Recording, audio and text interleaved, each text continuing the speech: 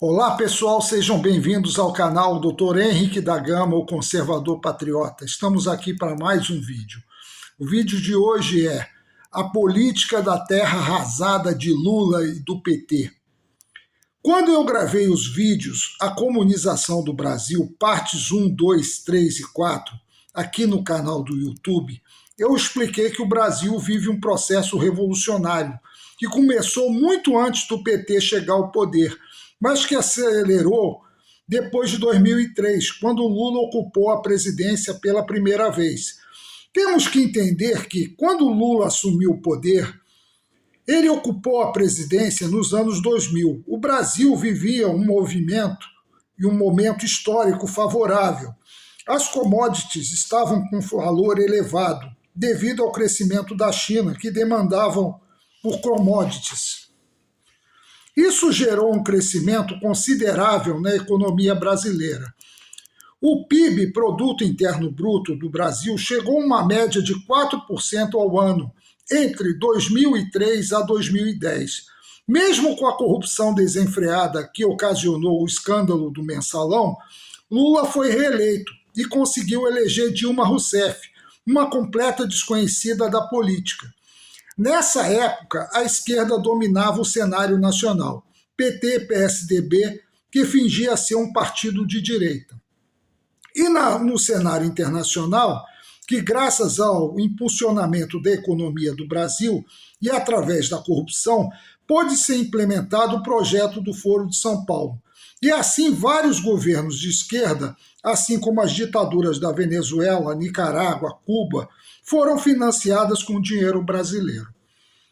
Entre 2010 a 2016, o Brasil passou por uma forte desaceleração da economia, e a política do PT para o Brasil começou a ficar em evidência nos governos da Dilma Rousseff, ou seja, o PIB chegou a menos 3,55% em 2015, o que gerou o impeachment da Dilma e a prisão do Lula, devido à Operação Lava Jato, que escancarava o sistema de corrupção das empreiteiras junto com o governo comuno-petista.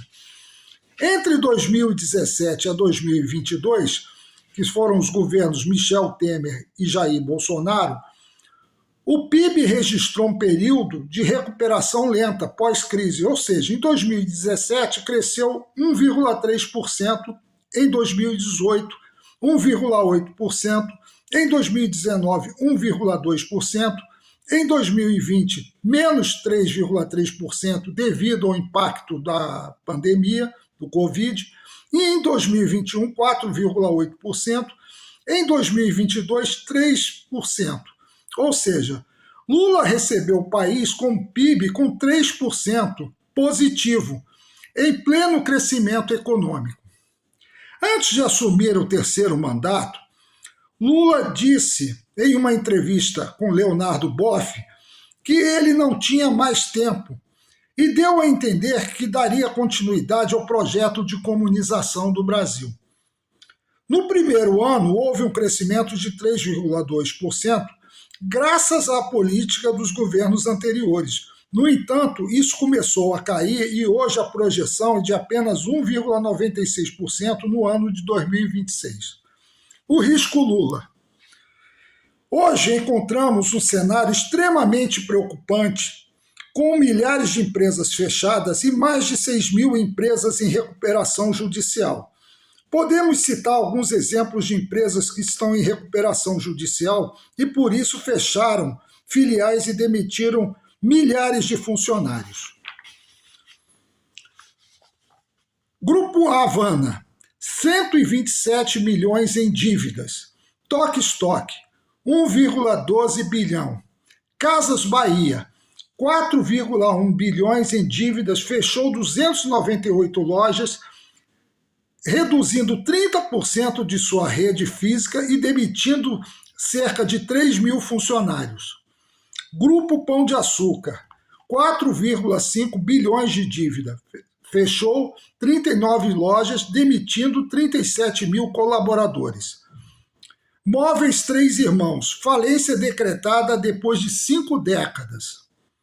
Grupo Raizen, 61,4 bilhões em dívidas, gigante dos combustíveis e energia, protocolou a maior pedido de recuperação extrajudicial da história desse país. Móveis Três Irmãos, falência decretada, depois de 5 décadas. Lojas Americanas, 43 bilhões, já é a 4ª recuperação judicial. Recuperação judicial, para quem não sabe, é um processo feito na justiça que ajuda uma empresa com muitas dívidas a evitar a falência. Agora, empresas que encolheram sem entrar em recuperação judicial ou que encerraram suas atividades. Bradesco fechou 346 agências e eliminou 3 mil empregos. Michelin fechou a fábrica com mais de 70 anos e demitiu centenas de trabalhadores. Laticínios Piá, 200 milhões de dívidas, suspendeu as atividades. LG encerrou linha de produção no Brasil. Grupo Gerdau parou as operações. Mateus fechou dezenas de lojas e demitiu 6 mil funcionários. Lupo saiu do país e levou a produção para o Paraguai. Land Rover paralisou as atividades no Brasil. BMW demitiu 8 mil funcionários. Toyota encerrou as atividades após 28 anos de operação no Brasil. Lojas Quero Quero fechou com prejuízo de 61 milhões.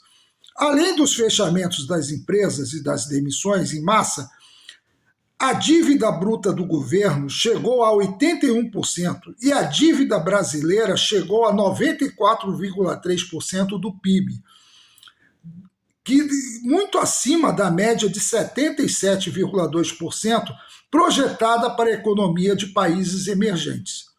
Os juros da dívida somam 107,5 bilhões e em 12 meses, ao equivalente a 8,48% do PIB, maior proporção desde fevereiro de 2016. Somando os juros e resultado primário, o déficit nominal atingiu 96,2% do PIB. O próximo presidente começará seu mandato administrando uma estrutura fiscal que limitará suas escolhas.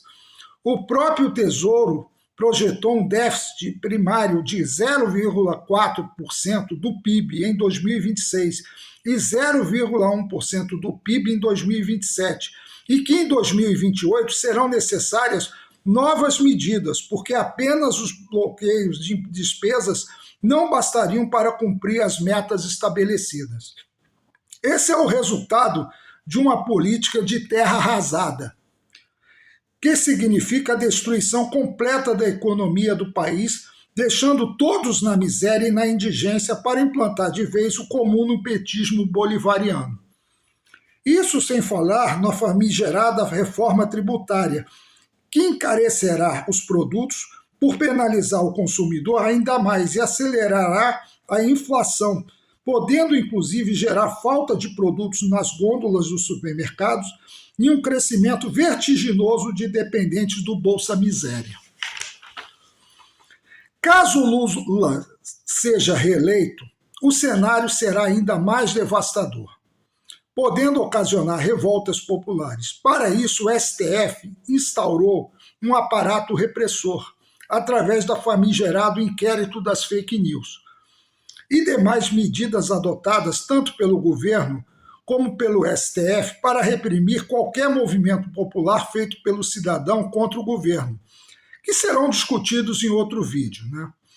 Mesmo assim, ele não conseguirá concluir o seu mandato.